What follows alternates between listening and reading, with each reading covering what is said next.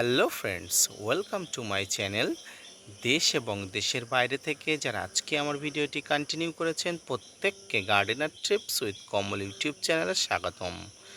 তো ফ্রেন্ডস, ছাদ বাগানে ফল এবং বিভিন্ন ফুলের চাষের পাশাপাশি বর্তমানে ছাদ বাগানে আমি বিভিন্ন শাকসবজি চাষে মনোনিবেশ করছি।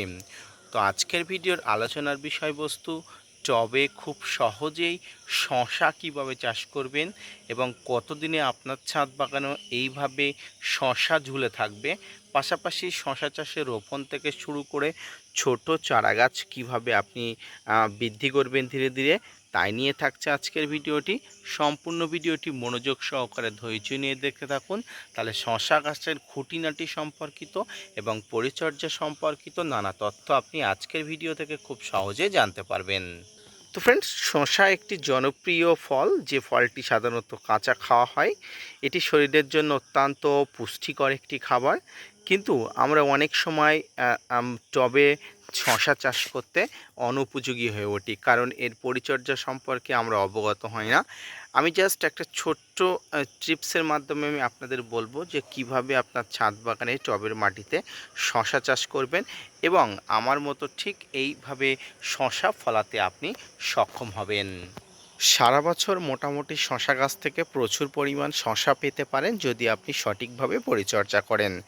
শসা গাছ মোটামুটি 1 মাসের মধ্যে প্রচুর ফলন দিতে পারে যদি আপনি সঠিকভাবে পরিচর্যা করতে পারেন। তো সর্বপ্রথম শসার যে দানা আপনারা সিলেক্ট করবেন, সেই শসার দানাকে আপনারা যদি ভিজা মাটিতে রোপণ করেন তাহলে ভিজিয়ে রাখতে হবে না, এবং যদি আপনারা ভিজা মাটিতে রোপণ না করেন তাহলে কিন্তু একদিন ভিজিয়ে রাখবেন।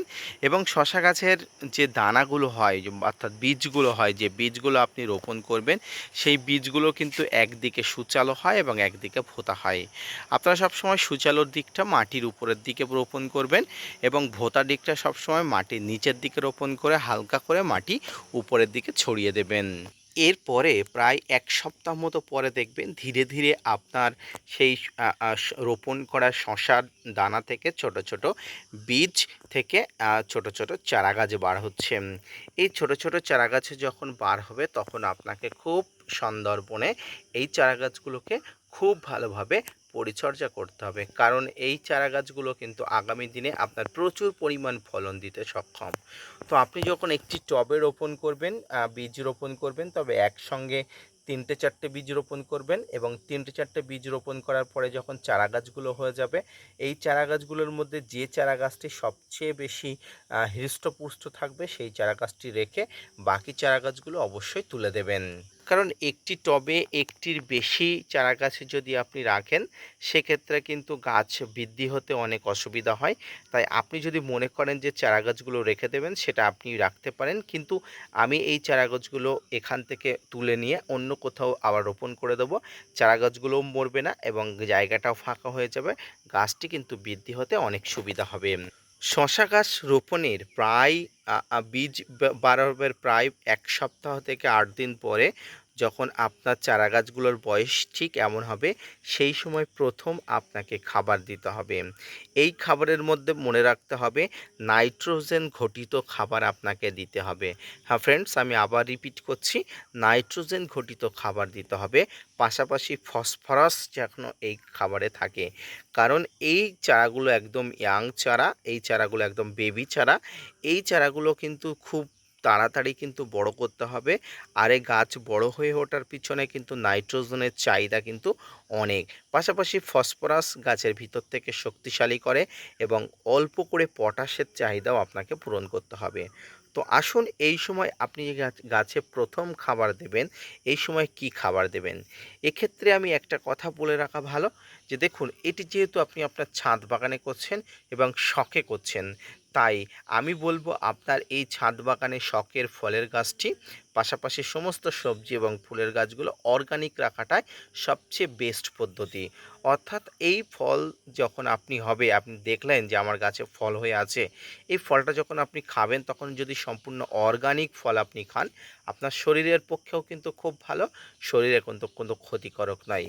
কিন্তু আপনি যদি রাসায়নিক পদ্ধতিতে করেন, নানা ধরনের ক্ষতিকারক রাসায়নিক পদার্থ আপনার শরীরে জমা হতে থাকে, আপনার শরীরে নানা ধরনের সমস্যা হতে পারে। তাই আমি সবসময় বলবো আপনাকে অর্গানিক পদ্ধতিতে করতে।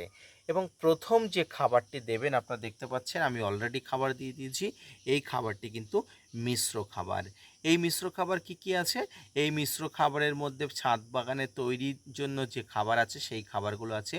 এর মধ্যে শিংকুচি, হাড় গুঁড়ো, ভার্মিকম্পোস্ট, গোবর সার, এসওপি অর্থাৎ যেটা আমি পটাশের চাহিদা পূরণ করার কথা বলছি, এসওপি যেটাকে সাদা পটাশ, এবং একটি ফাঙ্গিসাইড একসঙ্গে মিক্স করে রাখা ছিল। সেই মিশ্র খাবারটি কিন্তু আমি আমার ছাদ বাগানের শশা গাছে অর্থাৎ ছোট্ট বেবি শশা গাছে আমি কিন্তু প্রথম দিয়েছি।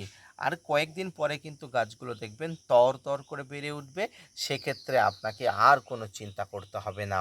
এই বেবি গাছগুলো যখন বৃদ্ধি হয়ে উঠবে তখন কিন্তু আপনাকে প্রথম একটা কাজ করতে হবে যে এই টবের মাটিতে একটা কঞ্চি অর্থাৎ গাছের একটা অবলম্বন দিয়ে দিতে হবে, অর্থাৎ গাছটি যেটা ধরে ওপর দিকে উঠবে। তাই এই গাছটি আর কিছুদিন বড় হলে আপনাকে কিন্তু এখানে একটা অবলম্বন দিতে হবে। পাশাপাশি শশা গাছ রোপণের ভুল হলে অর্থাৎ বীজ রোপণের ভুল হলে কিন্তু আপনি অসফল হতে পারেন। তার প্রমাণ হচ্ছে এখানে। দেখুন এখানেও আমি রোপণ করেছিলাম কিন্তু ভুলবশত হয়তো কোনো টেকনিক্যালগত সমস্যার কারণে কিন্তু আমি এখান থেকে কোনো বীজ পাইনি।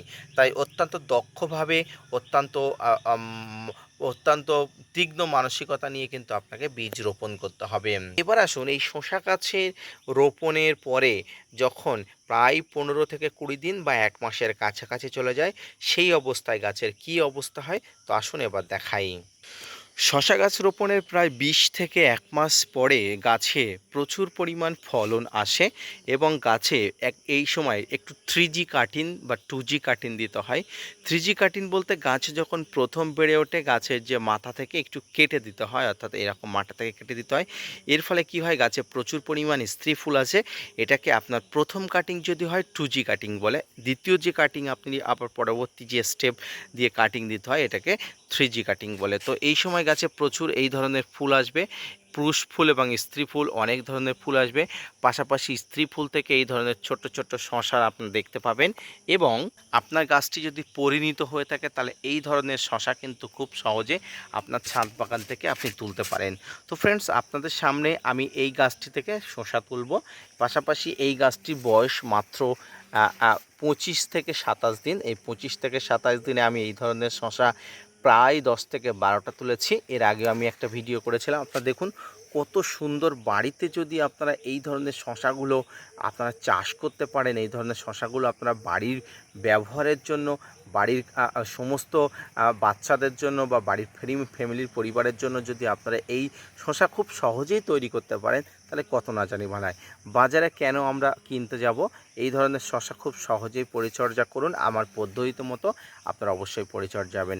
এবং গাছে এই যে শশা যখন হয়, শশা কিন্তু খুবই অল্প দিনে হয় এবং এই সময় গাছে যখন ফুল আসে তখন কিন্তু খাবার দিতে হয় আর একটা মিশ্র খাবার। তো আমি যে শশার চারাগুলো দেখালাম সেটি কিন্তু আমি অন্যভাবে রোপণ করেছিলাম এবং এখানে আমি কিন্তু একটা টবের মাটিতে অর্থাৎ আমার যে গাছ আছে এই গাছের মাটিতে কিন্তু আমি রোপণ করে দিয়েছিলাম এবং অবলম্বন হিসেবে আপনারা দেখতে পাচ্ছেন আমার পিঙ্ক কাঁঠাল গাছটিকে অবলম্বন করে গাছটি মোটামুটি ভালোই ফলন দিচ্ছে। তো আজকের ভিডিওটি এই পর্যন্ত। শশা গাছ সম্পর্কিত যদি অন্য কোনো তথ্য আপনি জানতে চান, পরিচর্যা সম্পর্কিত, অবশ্যই একটা লাইক, কমেন্ট, শেয়ার এবং সাবস্ক্রাইব করে অবশ্যই চ্যানেলের কমেন্টস বক্সে কমেন্টস করবেন। পাশাপাশি gardener tips with Kamal YouTube চ্যানেলকে সাপোর্ট করবেন। ধন্যবাদ।